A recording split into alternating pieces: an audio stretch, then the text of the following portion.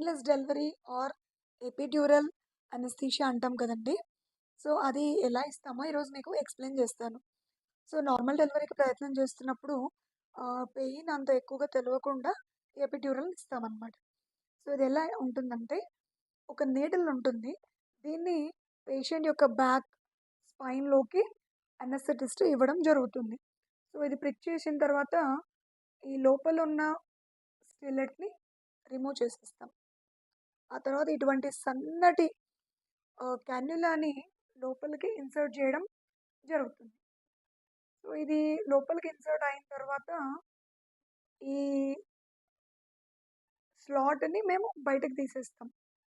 So that చివరికి తన బ్యాక్‌లో కేవలం ఈ సన్నటి ఈ కాన్యులా మాత్రమే లోపల ఉంటూ ఉంటుంది. సో, దీని ద్వారా ఈ ఇంజెక్షన్స్ దీనికి కనెక్ట్ అయ్యి ఉంటుంది. సో, దీని ద్వారా సిరింజ్ తోటి ఆమెకి ఎప్పటికప్పుడు ఈ అనస్థీషియా డ్రగ్స్ అనేవి వెళ్తూ ఉంటాయి. సో, వీళ్ళు పెయిన్ ఫీల్ అవ్వరు. సో, చివరగా బ్యాక్‌లో మిగిలేది ఇదొక్క సన్నటి ట్యూబ్ మాత్రమేనండి.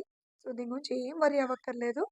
అండ్ ఈ ఎప్పుడైతే దీని అవసరం తీరిపోతుందో దీన్ని కూడా మొత్తం బయటకి రిమూవ్ చేయడం జరుగుతుంది. సో, మీరు సేఫ్‌గా ఎపిడ్యూరల్ తీసుకోవచ్చు. Thank you.